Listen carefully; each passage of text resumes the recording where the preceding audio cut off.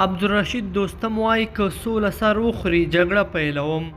لیدونکو السلام علیکم، ستړي مه شئ. عبدالرشید دوستم تازه ویلي سره له دې چې د سولې خبرې حساس پړاو ته رسېدلې دي، خو وسلوالو طالبانو جګړې ته دوام ورکړی دی او دا په هېڅ صورت نور دا منلو وړ نه ده. هغه ټینګار کړی دی چې دی له اروپا او امریکا څخه د راغلو رهبرانو غوندې نه دی او که د سولې پروسه په ځانګړي ډول د استانبول ناسته بې پایلې شوه نو پخپله به جګړې ته ولاړ شي. د افغانستان د ملي جنبش ګوند مشر مارشال عبدالرشید دوستم په انقره کې د ترکیې د پارلمان له ځینو غړو او په دې هیواد کې له ځینو افغان محصلینو سره په یوه ناسته کې ویلي که د استانبول ناسته بې پایلې شي او یو ځل بیا جګړه تحمیل شي نو دوی به د جګړه مارانو پر ضد جګړه پیل کړي او سخت به یې وځپي.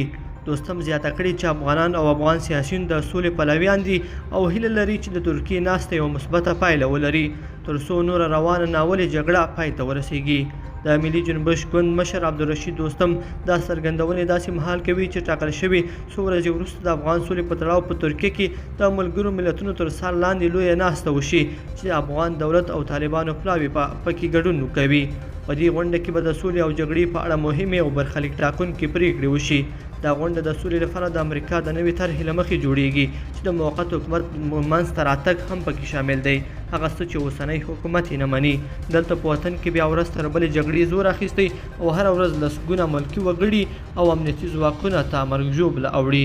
لیدونکو په دې هیله چې دا مطلب به مو تر پایه راسره لیدلی وي، که مو دغه ویډیو خوښه شوې ویډیو لایک کړئ او چینل سبسکرایب کړئ. تر بیا ښه وخت.